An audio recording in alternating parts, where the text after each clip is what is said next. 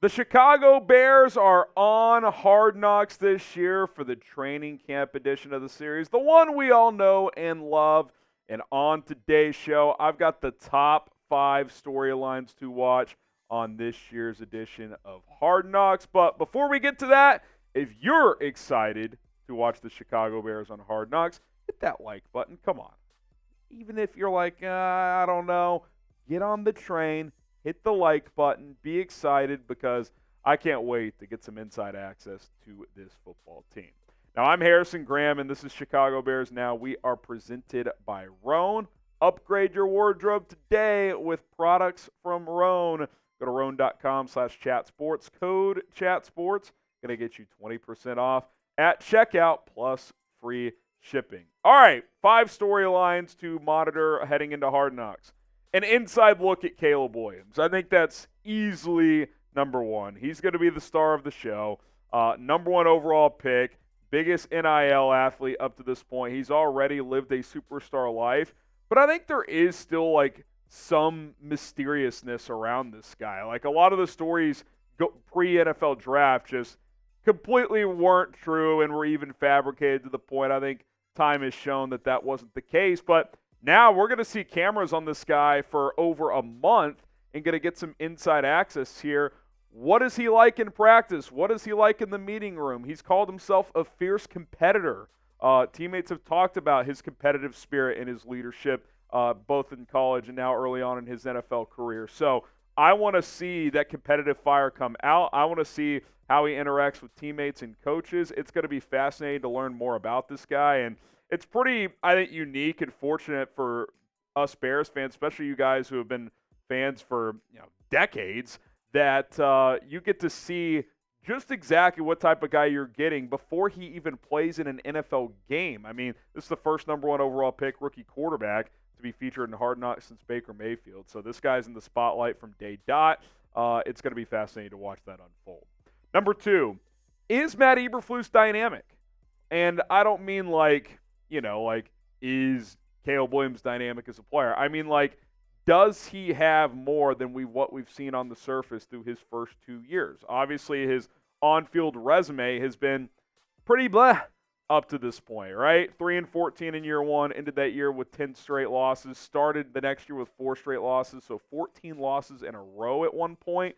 Now, obviously went 7-6 to finish last season, but 2-10 in the division, 0-4 against the Packers. Like, Matt Eberflus's raw resume has not been very good, albeit acknowledging this was a rebuild from the beginning, so there has been progress, obviously. I mean, let's be real. Like, the first couple of years, you could argue this is the most boring and at times dysfunctional coach in the league. Boring in terms of he reveals nothing at press conferences. He's stumbling through those at times. Dysfunctional. 2 coaches have to be fired, including his defensive coordinator and Alan Williams, who he was reportedly very close to. The Chase Claypool thing was completely mismanaged by him. That was screaming dysfunction, which is why we were talking about they should fire this guy. But then it's like late last season and really on into this season, you've seen a guy who's more confident, who's more comfortable at the podium in these press conferences. I think there is something to the new look, the aura of it. Now, at the end of the day, if you're a 7-10 head coach, if you're a 6-11 head coach, if you're boring and if your players can't relate to you, then it doesn't really matter. But he does seem like a guy who is more relatable in the last 6 to 8 months. And I think we saw it the last month of last season and certainly on into this offseason. But one big question remains for this football team. There's certainly small questions, but the big one is, can you win big with Matt Eberflus? Can you win big with Matt Eberflus? I want to see how he interacts with players. I want to see how players respond to his messaging at training camp, in the classroom, on the field, during drills, all that stuff. How do other coaches listen and respond to him? So we're going to find out a lot more about this guy as well, and I think a lot will be revealed. Do you believe in Matt Eberflus? Type B for believe or D for don't. I think he's got to prove us to make us believers, but look, I think this year is going to be big for him. There's no doubt about it. I did a full episode on this. I think this is the biggest Bears question heading into 2024. You could say, do they have enough pass rushers? Is Caleb Williams ready? All this stuff.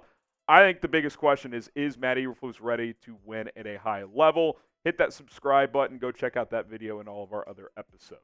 We appreciate Roan for sponsoring today's episode. Again, roan.com/chatsports. Code chatsports. Get you 20% off at checkout. I'm rocking one of the summer golf polos, but you can get the long sleeve commuter shirt. It's part of the commuter collection. You can go more casual, dress heavy. You can go casual clothing. It's all available. And here's the thing. You look good with Roan, but you also feel good with their 4-way stretch fabric. They're going to get you fitted for every single situation, from playing 18 on the golf course to going to a business meeting, rocking this at a wedding. Their dress shirts with their blazers on top as well. Use code ChatSports at roan.com/chatsports. That's RHONE.com/chatsports. Link will be in the comments and in the description. They reinvented the men's closet. You should reinvent your closet with Roan. Machine washable clothing. No more trips to the dry cleaners. It's absolutely awesome. Go check out Roan today. Okay, on the field stuff. Wide receivers versus the secondary. We've already seen it at OTAs. Mandatory minicamp next week. That's going to be fun. This is going to be something to watch. I mean, you got DJ Moore, Keenan Allen, and Rome Odunze.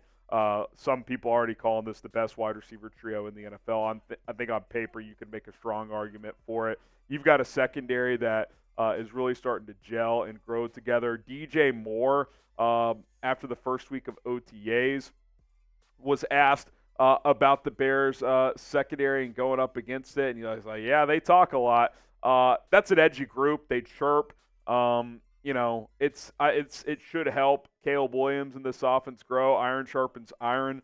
A guy like Jalen Johnson's not backing down from anybody. Tyreek Stevenson's out there talking shit as well. You bring in Kevin Byard, a veteran safety who's been through the battles. Brisker's a talker. Gordon's a talker.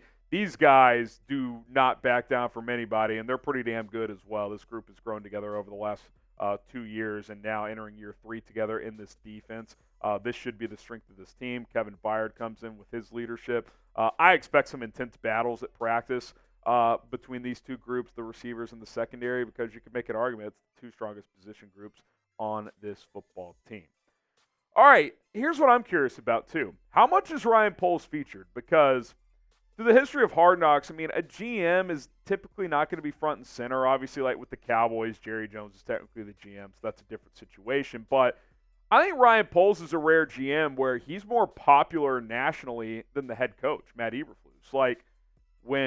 I bet I've talked more about Poles on this show than Flus. Now, I've certainly talked about both plenty, but this is the architect of this rebuild, and now entering a year with a lot of hype and expectations. I expect him to be featured more than a typical general manager. I do think he'll get a decent amount of airtime.